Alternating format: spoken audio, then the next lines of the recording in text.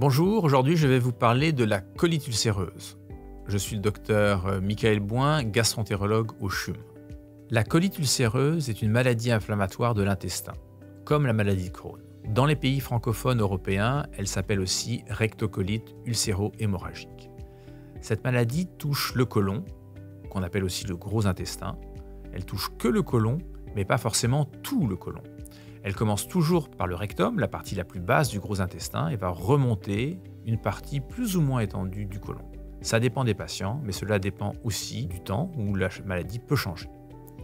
On ne connaît pas la cause de la maladie, mais il existe des facteurs génétiques et environnementaux. Quels sont les symptômes de la colite ulcéreuse ? Eh bien, l'inflammation de la muqueuse va donner des douleurs abdominales, qui est un symptôme clé, mais également de la diarrhée, parfois du sang dans les selles.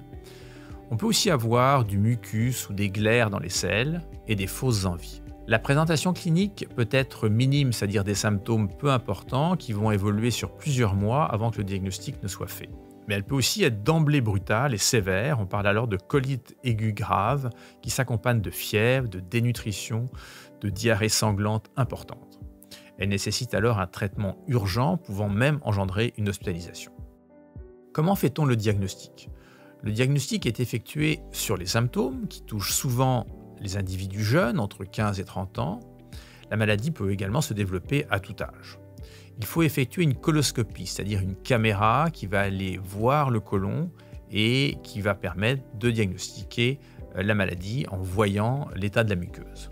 Mais cette coloscopie peut aussi éliminer d'autres maladies qui ont les mêmes symptômes.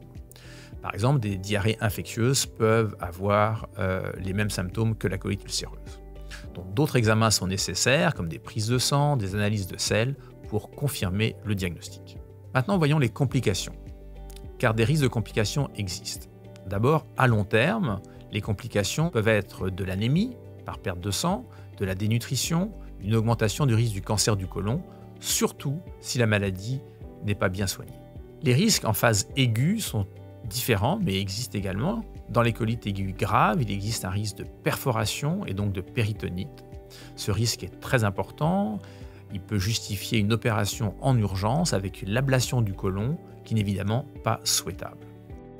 Comme il s'agit d'une maladie inflammatoire liée à une hyperactivité du système immunitaire, l'administration de médicaments va aider à diminuer cette inflammation. Dans les formes minimes, on peut utiliser la mésalamine en comprimé ou en suppositoire pour les formes rectales, ce qui est le traitement à minima. Dans les formes plus graves, on utilise en phase aiguë de la cortisone qui est administrée sur une courte période, qui est très efficace.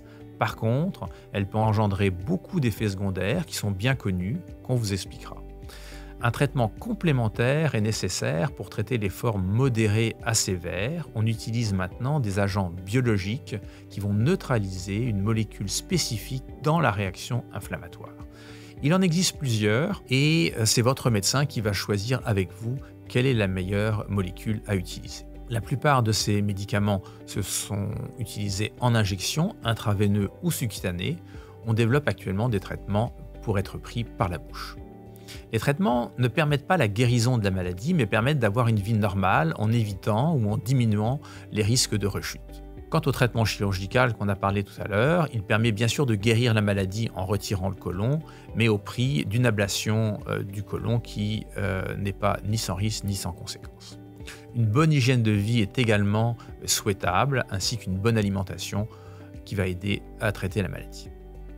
En conclusion, la colite ulcéreuse est une maladie fréquente, très handicapante, qui touche surtout les personnes jeunes. Les traitements modernes depuis maintenant une vingtaine d'années ont permis une amélioration spectaculaire de la qualité de vie, une diminution des hospitalisations et surtout des complications liées à la maladie.